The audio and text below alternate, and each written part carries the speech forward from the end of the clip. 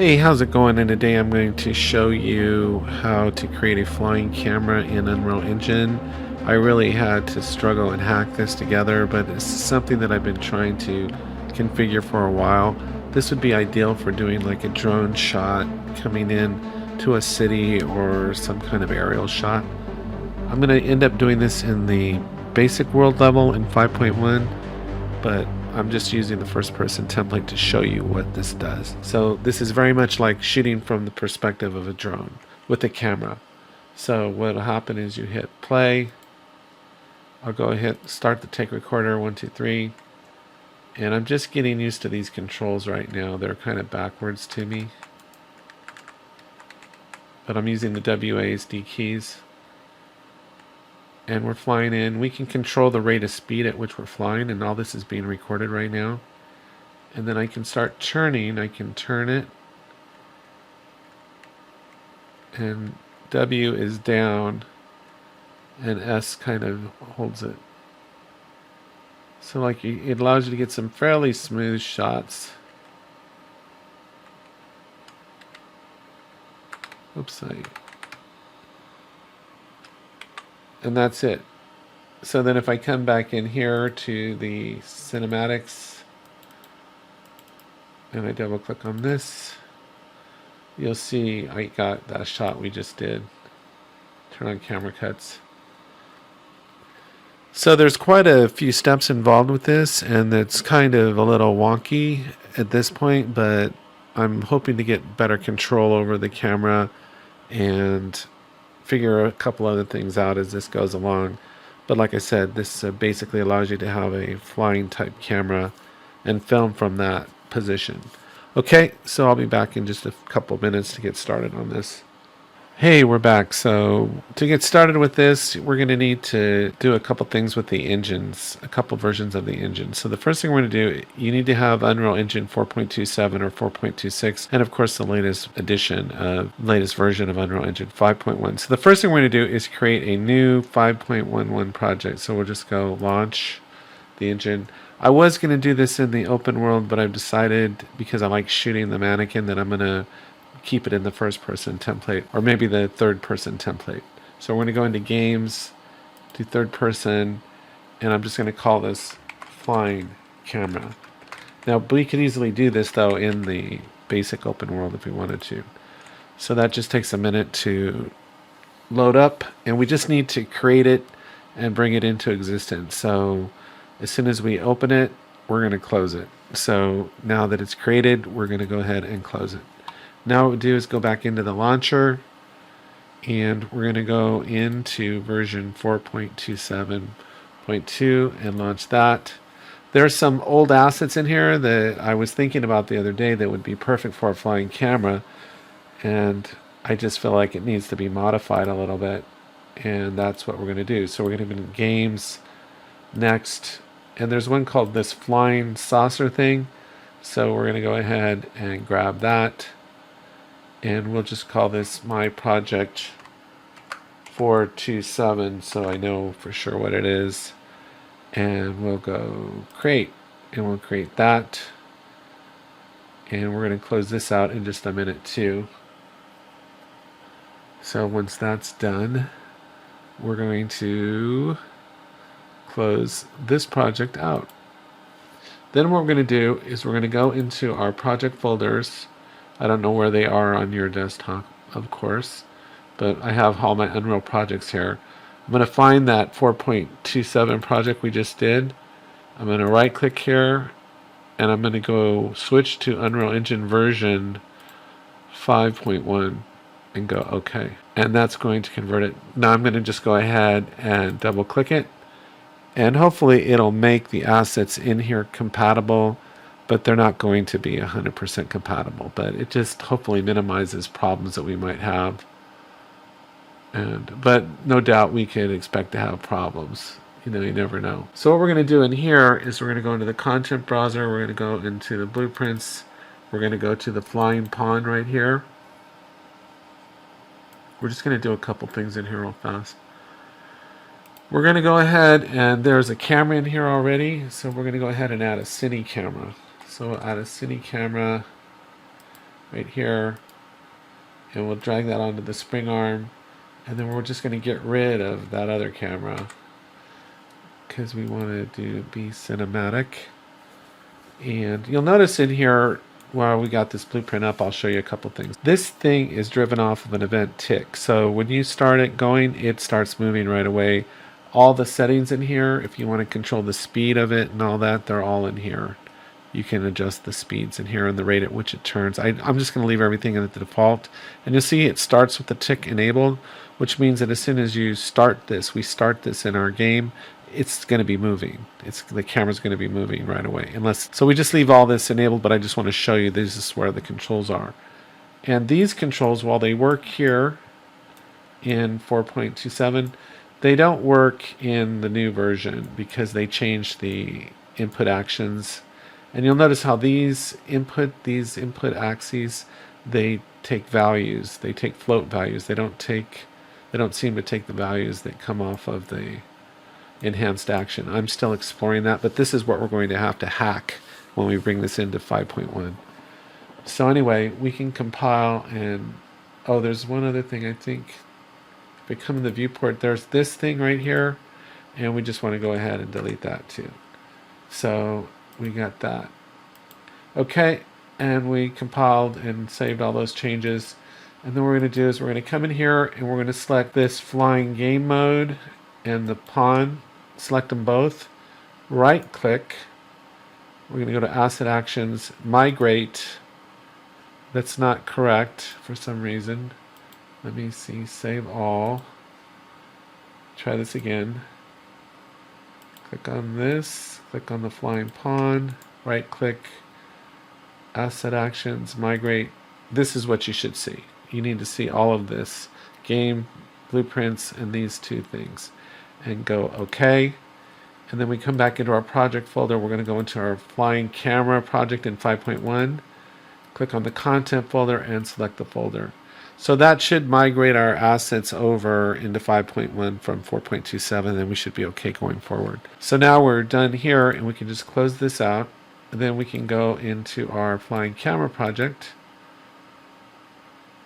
And I guess I can switch engines here. Launch. I could have launched it from where I just was, but I don't know. It didn't want to go for some reason. So it's flying camera right here, and we just go ahead and open it. And hopefully we won't run into too many bumps in the road, but you never know. I do have a problem sometimes with assets loading and unloading. My window is opened the way that I had it when I last was in here, so to make it look like yours, I'll just come into Windows, load default layout, and we'll make it look normal. Then I'll just dock my window. And this is probably what your window should look like. Okay, and so we are in the first person. Oh, we're in the third person template, right? Okay.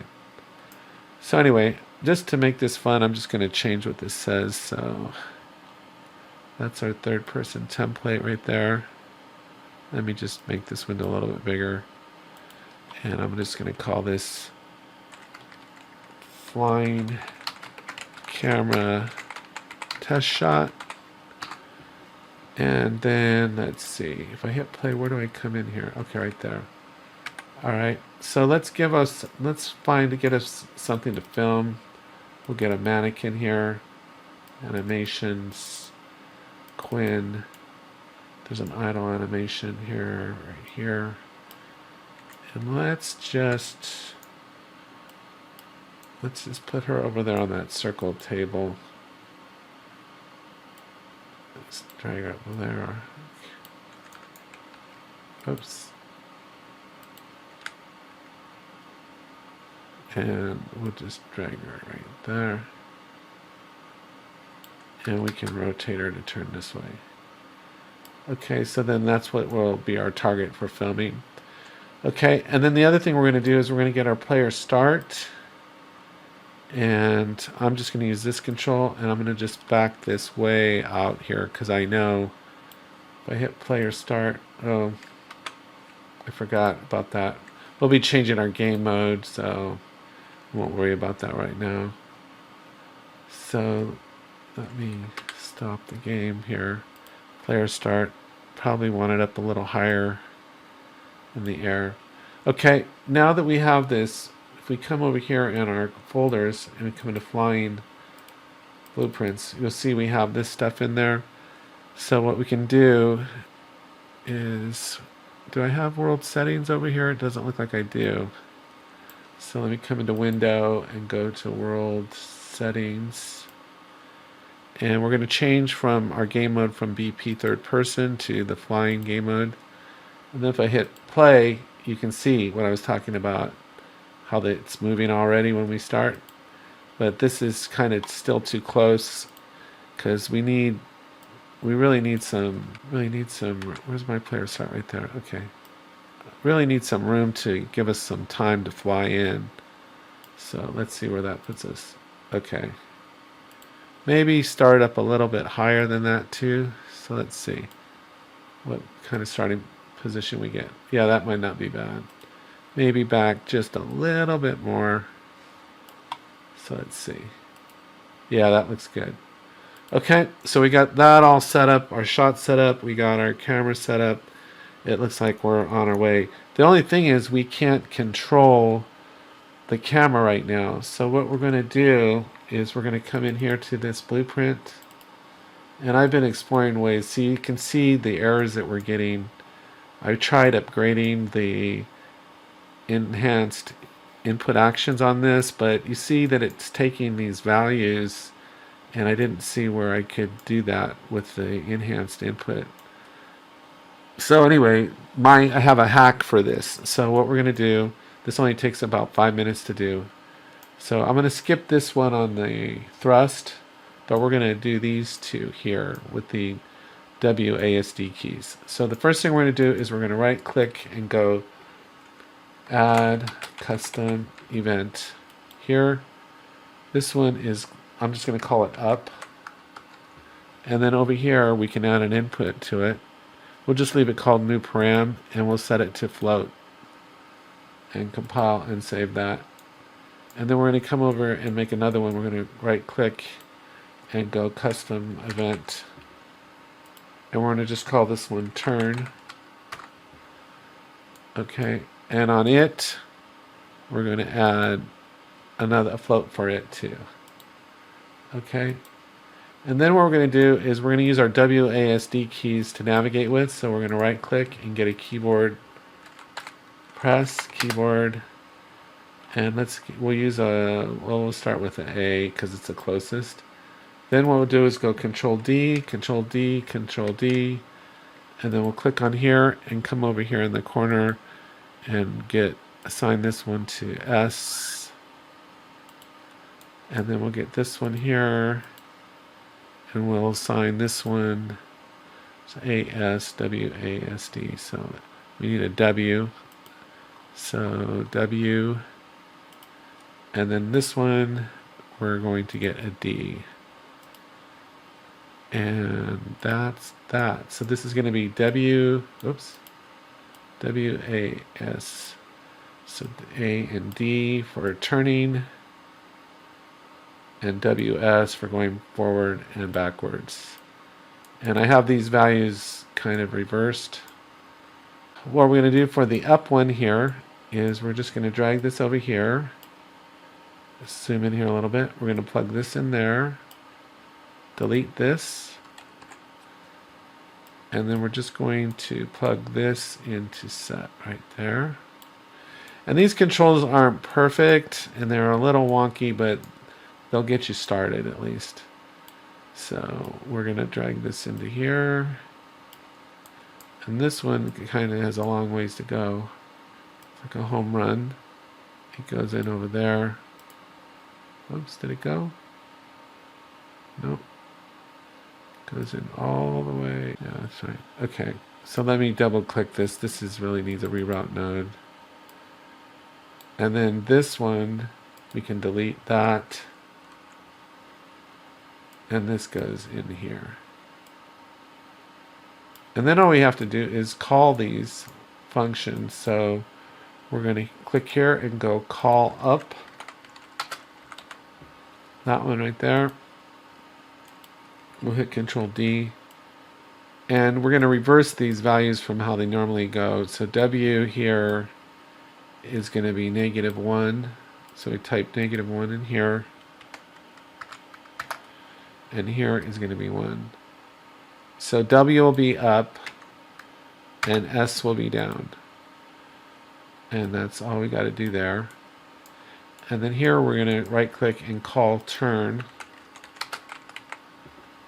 And the same thing, these got to be reversed. Otherwise it's weird because you'll be printing A, if you don't reverse these values, if it's going to be A would be turning right and D would be turning left, so it's very confusing.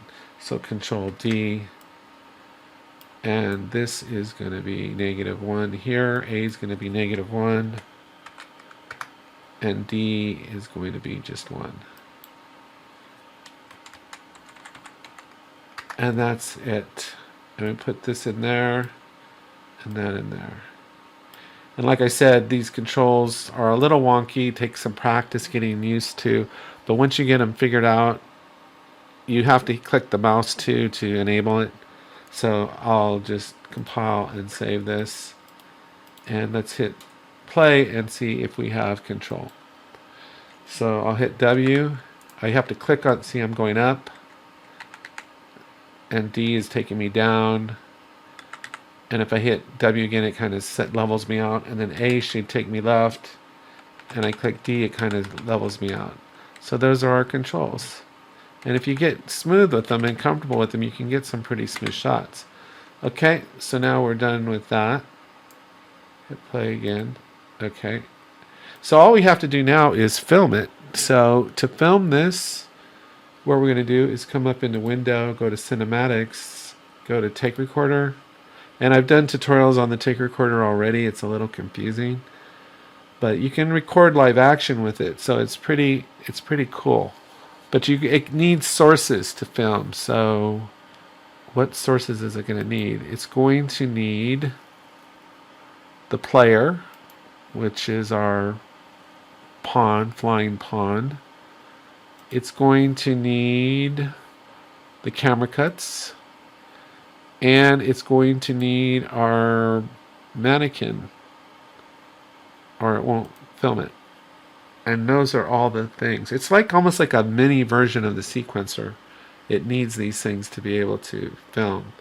Now the beautiful thing about this is once I hit play and then I hit record, it does this 3, 2, 1 countdown, and then I'm free to film. So all I'm going to do is hit play, then hit this to record, and do my best to get kind of a smooth shot in on the mannequin. So let's see what happens.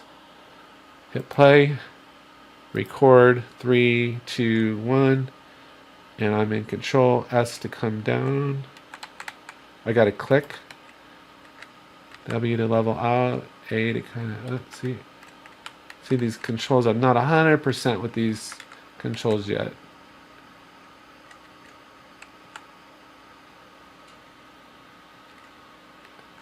And up a little bit. And that's it. Okay, and maybe the camera was a little out of focus on that one. So one good thing about the Take Recorder is I guess I'd have to come back into the flying pawn here, the viewport, go to the camera, and let's see, do I have the settings on here?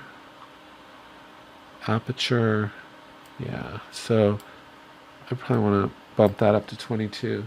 So we can try to take it do one more, okay? So we'll hit play, record, 3, 2, 1. Maybe I can do a little better with the controls. Click, you got to click with the mouse to get control. I'm just trying to come down a little bit. So just as you practice, you should get better with it. Come down a little bit. I'm hitting S. Up and up. And that's it. Okay. So anyway, that's all I had for today. And now if I want to record this out, all I have to do is come back into the content folder, go into cinematics, go into takes, into there right here, double click this. It puts me in the sequencer. Enable, that's a very important button right there to click. And I hit play, and there's my test shot. And you see, I just need to practice with the controls a little bit. And then if I want to go to record it out, I just go up here, click, and I can record that out. So anyway, that's all I had today. Thank you so much for sticking with me on these tutorials. I try to do tutorials that are different from everybody else. I have my own ideas about things. And so anyway, I think you will learn things here you won't learn at other channels. So I do appreciate you subscribing. Take care and have a great day.